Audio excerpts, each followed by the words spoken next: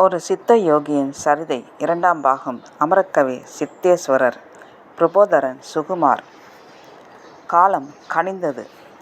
இவ்வாறு 31வது முறை திரு ராதாகிருஷ்ணனை நேரில் காண முடியாமல் திருப்பி அனுப்பப்பட்ட அமரக்கவிக்கு 32வது தடவையாக நேரில் சந்தித்து உரையாடும் சந்தர்ப்பம் தெய்வத்தின் அருளால் கிட்டியது. அமரக்கவி எந்த வகையிலும் வசிய சக்திகளின் உதவியை நாடவில்லை. ஒருவேளை அவர் நினைத்திருந்தால் ஏதாவது ஒரு சித்தியின் மூலம் வசியப்படுத்தி உள்ளே சென்று உரையாடி வந்திருக்கலாம். ஆனால் அத்தகைய முயற்சிகளை அமரக்கவி விரும்பாமல் எல்லாம் இறைவனின் சித்தப்படியே நடக்கட்டும் என்ற முடிவுடனே காலம் கனியும் வரை காத்திருந்தார். அதுவே வேறொரு நபராக இருந்தால் சலிப்படைந்து திரு ராதாகிருஷ்ணனை சந்திக்கும் முயற்சியை வெறுத்து போய் கைவிட்டிருப்பார்கள். அமரக்கவியின் பொறுமைக்கு தக்க பலனும் கைமேல் கிட்டியது எனலாம். அன்று காலை 10 மணி அளவில் தன் இல்லத்திலிருந்து ஆவலுடன் புறப்பட்டு சென்ற அமரக்கவியை வழக்கத்திற்கு விரோதமாக முகம் நிறைய புன்சிரிப்புடன் வரவேற்று மிகுந்த மரியாதையுடன் அமர வைத்த உதவியாளர் திரு ராதாகிருஷ்ணன் அறை கதவு திறக்கும் நேரம் வரை மௌனமாக காத்திருந்தார். தான் 32வது முறையாக முயன்று நேரில் சந்திக்க போகிறோம் என்ற ஆவலுடன் ஒருவித இன்ப அதிர்ச்சியுடன் அமர்ந்திருந்த அமரக்கவியின் சிந்தனையை ஒரு மெல்லிய கதவின் கிரீச் என்ற திறக்கும் ஒலி கவனத்தை ஈர்த்தது. திரு ராதாகிருஷ்ணன் கதவை திறந்து வெளியே வருவார் என்று எதிர்நோக்கி காத்திருந்த அமரக்கவி அப்படி யாரும் வெளியே வராததால் சற்று குழப்பமடைந்தார். யாரோ ஒரு பணியாளர் மட்டும் உள்ளே சென்று சிறிது நேரம் கழித்து திரும்ப வெளியே வந்து கதவை மூடிவிட்டு சென்றார். மீண்டும் அங்கு அமைதிதான் நிலவியது. இதனால் அமரக்கவியின் ஆர்வம் இன்னும் அதிகமாயிற்று.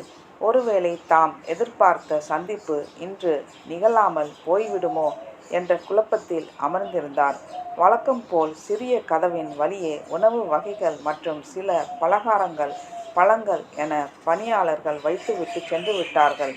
நேரம் கடந்து கொண்டிருந்தது. அமரக்கவியும் பொறுமையாக காத்திருந்தார். என்ன நடந்தாலும் சரி, இன்று திரு ராதாகிருஷ்ணனை சந்திக்காமல் வீடு திரும்ப போவதில்லை என்ற உறுதியுடன் அங்கு அமர்ந்திருந்தார். முதல் சந்திப்பு. 10 நிமிடங்கள் கழிந்தவுடன் வேறொரு பணியாளர் அமரக்கவியிடம் நெருங்கி வந்து மிக மெல்லிய குரலில், ஐயா, இப்பொழுது நீங்கள் தாராளமாக உள்ளே செல்லலாம் என்று பணிவு நிறைந்த குரலில் கூறினான். ஒரு மெல்லிய புன்சிரிப்புடன் மெதுவாக எழுந்து நடந்து சென்று திரு ராதாகிருஷ்ணன் அறையில் மூடியிருந்த கதவை லேசாக தட்டினார். உள்ளே இருந்து ஒரு சிங்கம் கர்ஜிப்பது போன்ற கம்பீரமான குரல் ஒன்று உள்ளே வாருங்கள் என்று அழைத்தது. கதவை மெதுவாக திறந்து உள்ளே நுழைந்த அமரக்கவி அங்கே கண்ட காட்சி அவரை அசர வைத்தது. தாம் பலமுறை நேரில் சந்தித்து பேச முயற்சித்த அந்த மாமேதை மிகவும் எளிமையான உடையில் ஒரு சோபாவில் அமர்ந்திருந்தார். அவருடைய கண்களில் பார்வை மிகவும் கூர்மையாக அமரக்கவியை எடை போட்டது.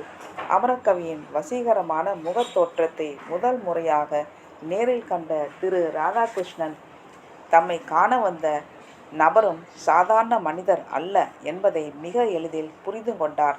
மிகுந்த பணிவுடன் பவ்யமாக ஒரு வணக்கத்தை தெரிவித்து தம்மை அறிமுகம் செய்து கொண்ட அமரக்கவியை பார்த்து, நீங்கள் இந்த ஆசனத்தில் அமர்ந்து கொள்ளுங்கள் என்று தமக்கெதிரே இருந்த சோபாவை சுட்டி காட்டினார் திரு ராதாகிருஷ்ணன். அந்த அறையில் அவர்கள் இருவரை தவிர வேறு ஒருவரும் இல்லை.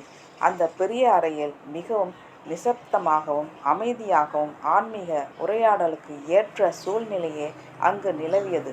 அமரக்கவிக்கு தத்துவ விஷயங்களை நன்கு எடுத்துச் சொல்வதற்கு சாதகமான முறையில் அமைந்து விட்டது எனலாம். அமரக்கவியின் ஆன்மீக அனுபவங்கள்.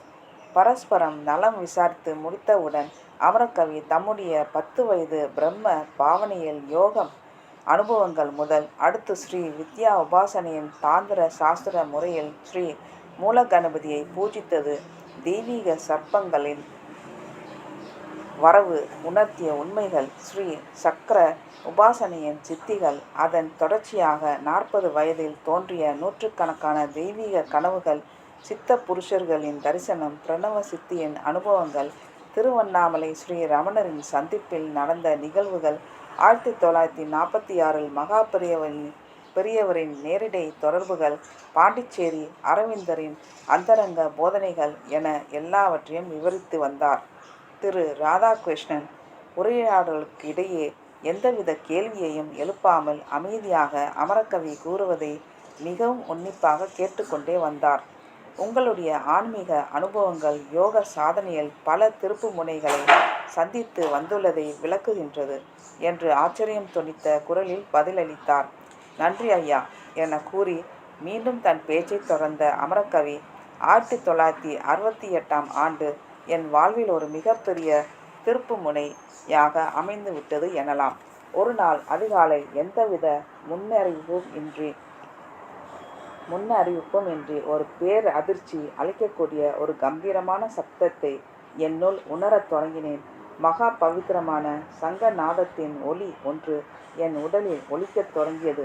என் உடலில் ஒரு தெய்வீக சக்தி ஒன்று என்னால் கட்டுப்படுத்த முடியாத அளவுக்கு வேகமாக பரவி கொண்டு வந்து அப்படியே என் உடல் முழுவதும் ஒரு போர்வையை சுற்றுவது போல் சுற்றி ஓடிக்கொண்டிருந்தது. என் உடல், மனம், உயிர் அனைத்தையும் அந்த தெய்வீக பேரொளி கவ்வி பிடித்து கொண்டு நின்றதை நான் உணர்ந்தேன். பின் படிப்படியாக அதன் வேகம் குறைந்து நான் பழைய நிலைமைக்கு திரும்பி வந்தேன் என்று சற்று தன் பேச்சை நிறுத்தினார். இந்த மாதிரியான அனுபவத்தை இதுவரை நான் கேள்விப்படாத ஒன்றாக உள்ளது என ஆச்சரியத்துடன் கூறிய அவர், தொடர்ந்து பேசலாம் என்று லேசாக தலை அசைத்தார். திரு ராதாகிருஷ்ணனின் கேள்வி. அதன் பின் எனக்கு நாள்தோறும் தேவதா குரல் மூலமாக 4 தமிழ் கிரந்தங்கள் தோன்றியது. இவை அனைத்தும் ஆங்கில மொழியில் இருந்தால் உலக மக்களும் நன்மை அடைவார்களே என்ற நோக்கத்தில் நான் இறைவனிடம் மன்றாடி கேட்டுக்கொண்டதன் விளைவாக ஆங்கில மொழியில் விளக்கங்கள், நேரடி விமர்சனங்கள் எடுத்துச் சொல்லப்பட்டது. என்ன, நீங்கள் ஆங்கில மொழியில் நூல்களை இயற்றியுள்ளீர்களா என்று ஆச்சரியம் தொனித்த குரலில் வினவினார். ஆம் ஐயா, ஆங்கில மொழியில் பிரம்ம ரகசியத்தின் பல விளக்கங்கள் பல 1000 பக்கங்களுக்கு மேல் எடுத்து சொல்லப்பட்டதை நான் குறித்து வைத்து கொள்வேன். நடுநிசிக்கு பின் தொடங்கும் ஆத்ம போதனைகளை அதிகாலை வரை நான் எழுதி வருவேன். பிறகு இதனை நான் தட்டச்சு மூலமாக டைப் செய்து 4 பெரிய பவுண்டு புத்தகங்களாக சுருக்கி பைண்டிங் செய்து வைத்துள்ளேன் என்றார். இப்படி கூறி வரும்போது இடைமறித்த திரு ராதாகிருஷ்ணன், நீங்கள் அப்புத்தகங்களை எடுத்து வந்துள்ளீர்களா என கேட்டார். ஆம் ஐயா, நான் கையோடு எடுத்து வந்துள்ளேன் என கூறி தன் பையிலிருந்த 4 பெரிய புத்தகங்களையும் எடுத்து மேஜையின் மீது வைத்தார். திரு ராதாகிருஷ்ணன் அமரக்கவி கொண்டு வந்திருந்த 4 தெய்வீக புத்தகங்களையும் ஒவ்வொன்றாக எடுத்து மேலோட்டமாக புரட்டி பார்த்தார். அவர் முகத்தில் விவரிக்க இயலாத ஆச்சரியம் ஒன்று குடிகொண்டது. இப்புத்தகத்தில் ஆழ்ந்த தத்துவ கருத்துக்கள் புதைந்துள்ளன. இதனை நான் நிதானமாக படித்து அதன் பின் என் கருத்தை கூறுகிறேன் என்றார். இந்த புத்தகங்கள் தான் நீங்கள் தற்போது எழுதி வரும் நூலா என தன் சந்தேகத்தை கேட்டார். இல்லை ஐயா, இந்த 4 பெரிய நூல்களும் இறைவனால் ஆங்கில மொழியில் அளிக்கப்பட்ட முதல் 4 கிரந்தங்கள் ஆகும். இதில் பிரம்ம தத்துவங்களின் அடிப்படை விஷயங்கள் அனைத்தும் அடங்கியுள்ளன. இந்த புத்தகங்களை அச்சிட வேண்டுமானால் இவை குறைந்தது 5000 பக்கங்கள் கொண்ட நூலாக இருக்கும். தற்போது நான் எழுதி வரும் நூல் சுமார் 700 பக்கங்கள் கொண்டதாகும் என விவரித்தார். அப்படியானால் அந்த புத்தகத்திற்கு என்ன பெயர் வைத்துள்ளீர்கள்?